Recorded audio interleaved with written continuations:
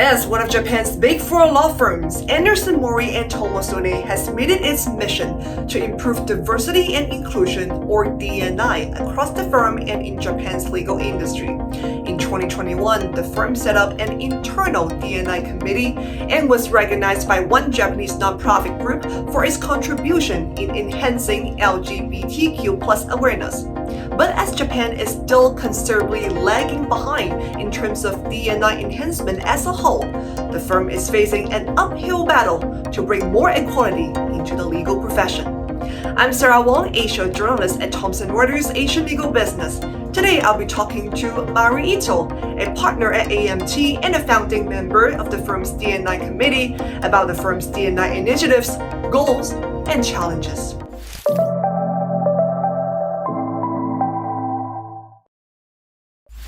I'm Mari Itoh, a partner at Mori Tomotsune called AMT. I'm honored to have this opportunity. I've been a partner since 2011. Since then, I have supported the careers of female young lawyers. I'm also a founding member of the D&I committee at AMT.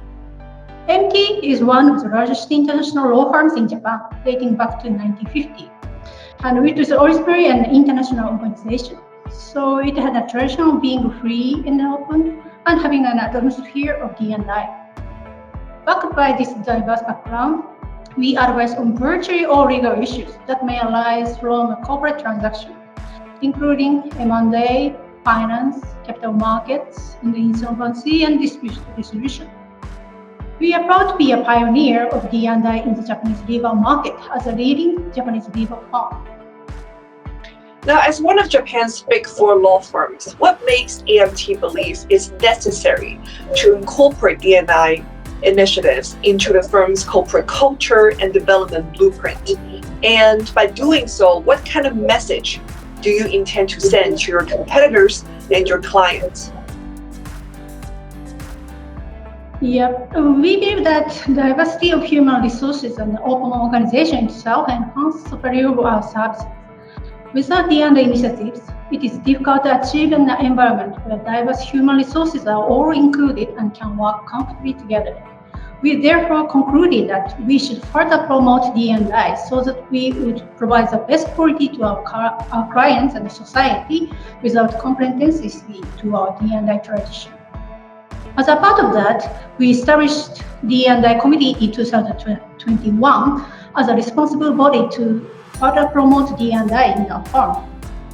Our D&I committee is taking the lead in implementing various measures to promote D&I as one of the key pillars of our management strategy.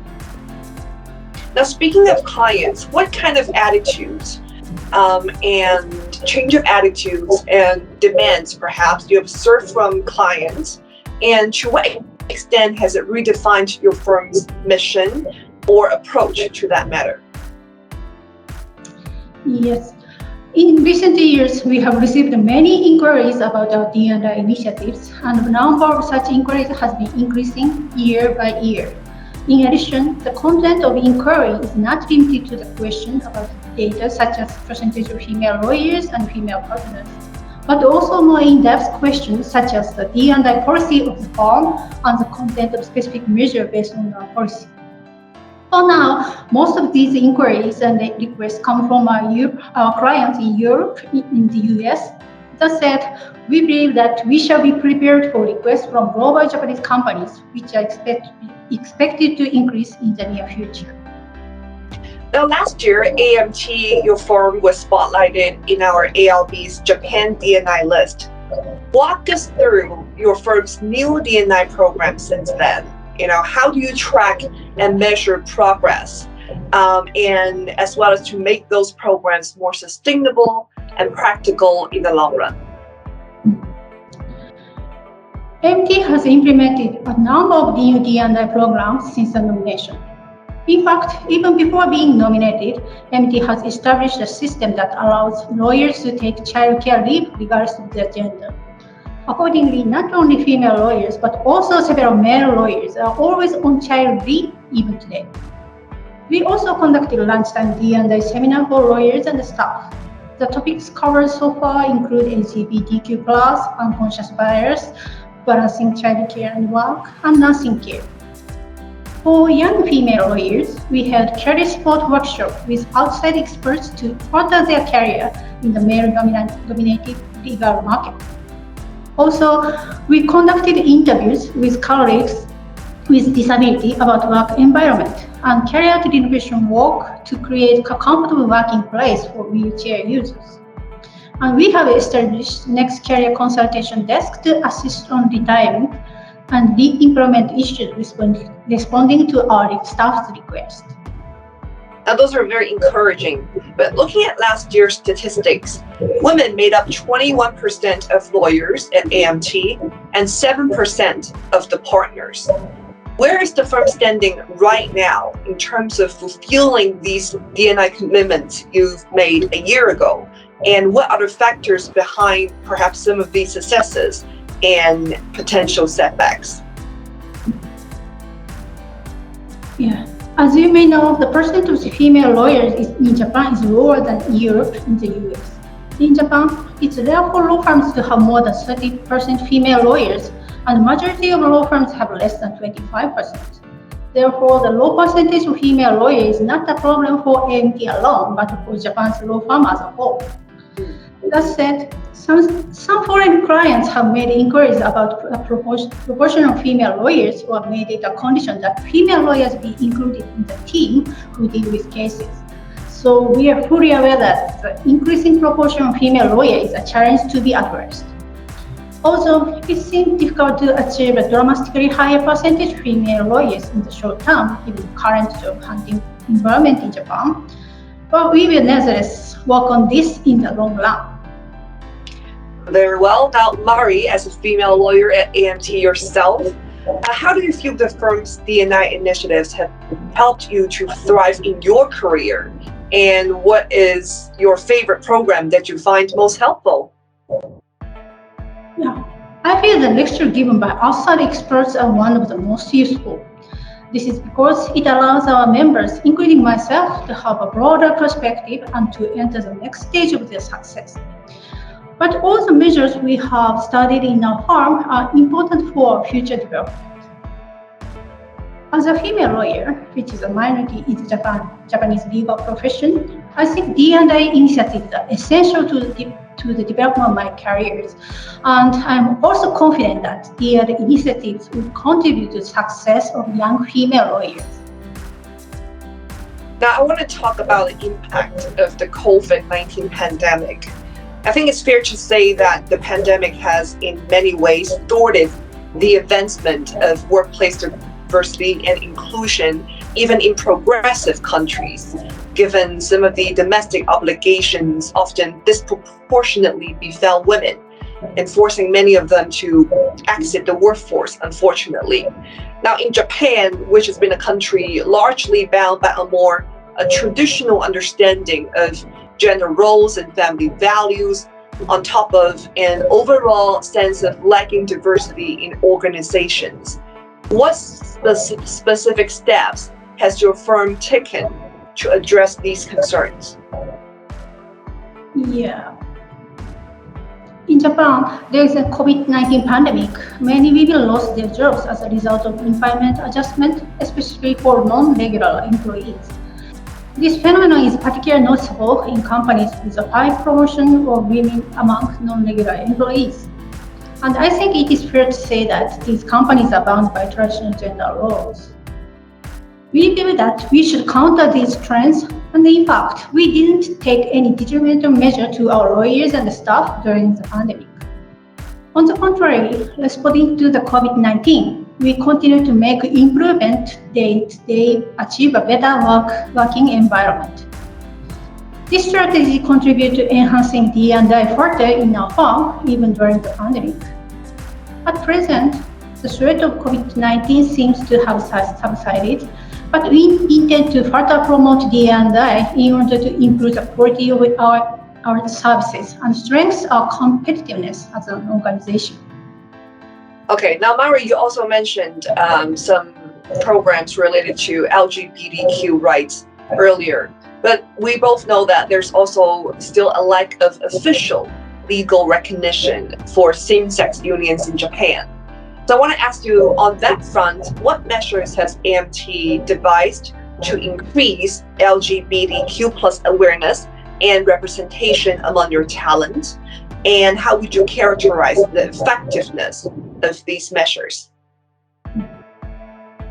As for LGBTQ plus related activities, we have lectured partners and trained all staff to improve understanding of LGBTQ plus matters. We received a lot of positive feedback about these lectures and training, and we believe that it contributed in improving understanding of LGBTQ plus matters within our firm. Externally, some of our lawyers provide pro bono legal consultations and serve as directors of NPOs which promote understanding and raise awareness of LGBTQ+. Also, some lawyers have joined the legal team for so-called freedom marriage for all lawsuits in Japan. We believe that these external activities have much contributed to the promotion of LGBTQ+ in Japan. Now, I want to look beyond your firm, look beyond AMT, and to look at the big picture. How do you gauge the overall state of D&I mindset and progress in Japan's legal market? And how far has it come? And what have been some of the holdouts, perhaps, against a more structural reform? And more importantly, what role can the biggest Japanese law firms, like one of the biggest, like yours, play in accelerating D&I progress in an industry and actually make a difference?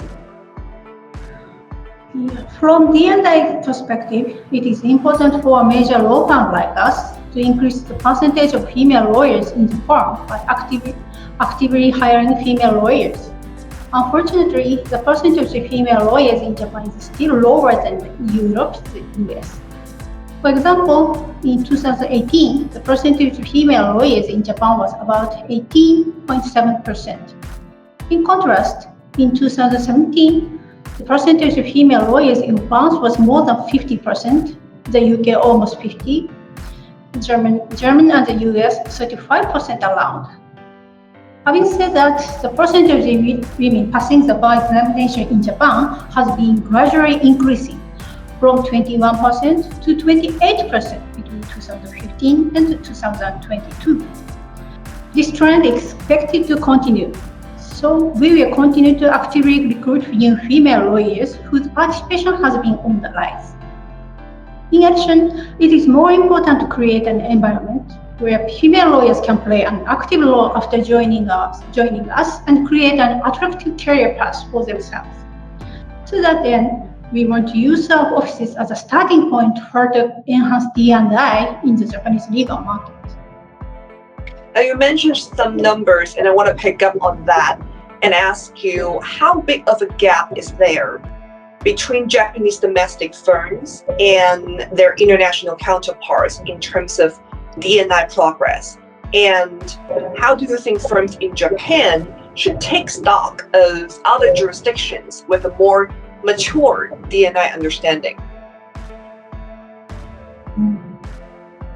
Reflecting traditional gender laws, family values, and women's social advancement, female lawyers are still a minority in Japan, unlike the US or Europe.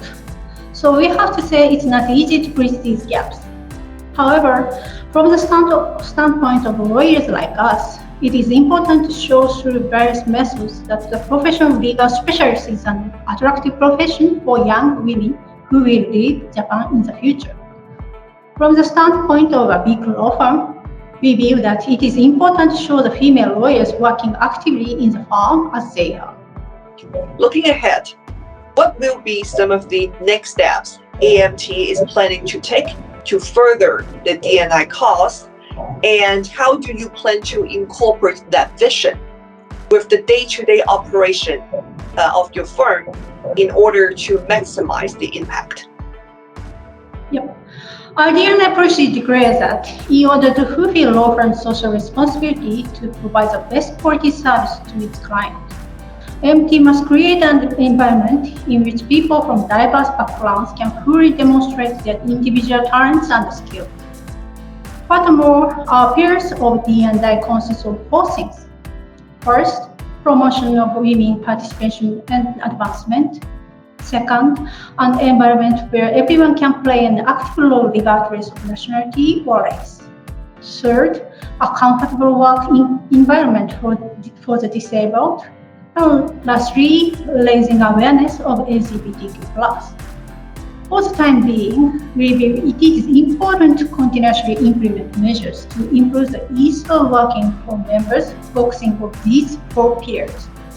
These measures cover a wide range of areas, including the in-house training, the meeting to exchange of opinions, revision of internal rules, and public relations activities, both internally and externally.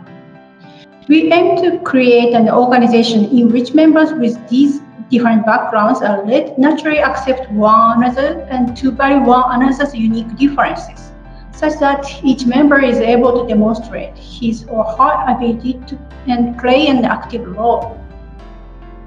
Well, that's all the time we have today. Thank you very much, Mari, for joining us. Yeah, my pleasure. Thank you.